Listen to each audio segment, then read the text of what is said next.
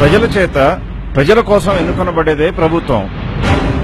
ప్రభుత్వం ఉండవలసింది ప్రజల కోసం, ప్రభుత్వం పనిచేయవలసింది కూడా ప్రజల కోసం. ప్రభుత్వ ఆదాయం అంటే ఏమిటి? ప్రజల వద్ద నుండి వివిధ పన్నుల రూపంలో వసూలు చేసిన మొత్తమే ప్రభుత్వానికి ఆదాయం.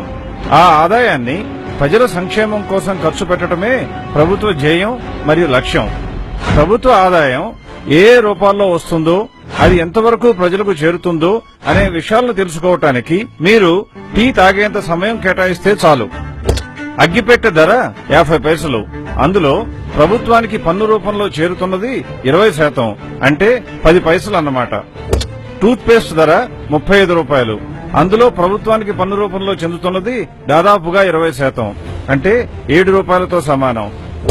అందరం వాడే సబ్బు విషయానికి వచ్చినట్లయితే దీని ధర 10 రూపాయలు.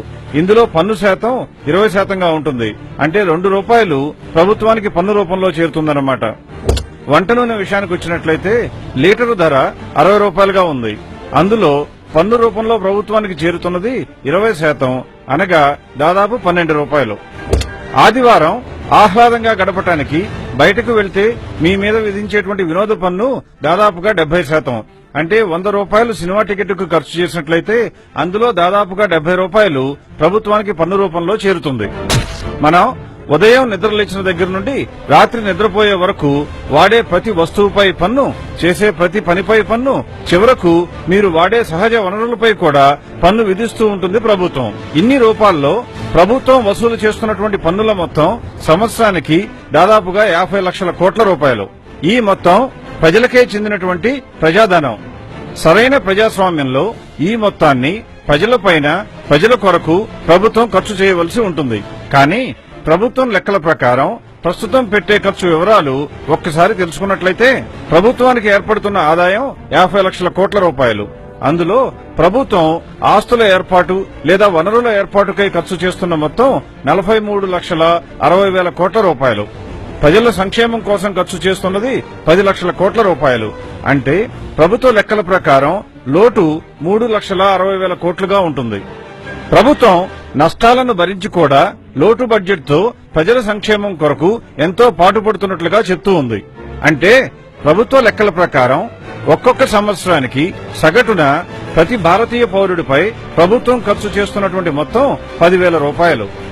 5 సభ్యులున్నటువంటి ఒక కుటుంబంపై ప్రభుత్వం ఖర్చు చేసే మొత్తం సంవత్సరానికి దాదాపుగా 50,000 రూపాయలు. 5 సంవత్సరాల కాలంలో ఒక కుటుంబంపై ప్రభుత్వం ఖర్చు చేస్తున్నట్టుగా చూపిస్తున్న మొత్తం 2,50,000 రూపాయలు.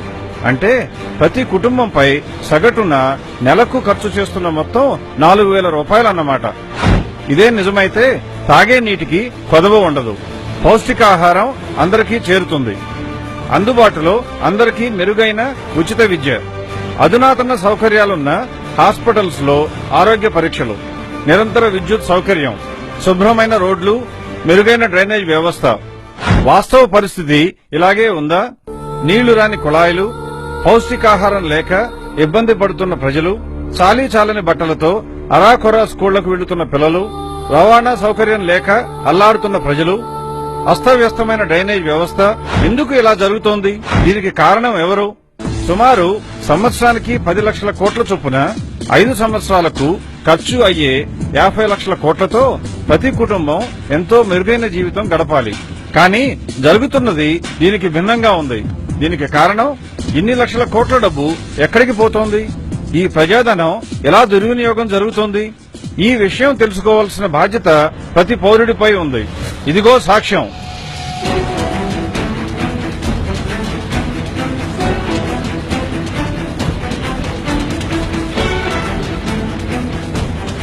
స్విస్ బ్యాంకులో భారతీయ నాయకులు, వాళ్ల అనుచరులు దోచుకుని దాచిన సొమ్ము సుమారు 75 లక్షల కోట్ల రూపాయలు. ఒక్క స్విస్ బ్యాంకులోనే ఇంత సొమ్ము ఉంటే మిగతా 20 పైచిలుకు దేశాల్లో దాచిన సొమ్ము ఎంత ఉంటుందో ఎవరైనా ఊహించవచ్చు.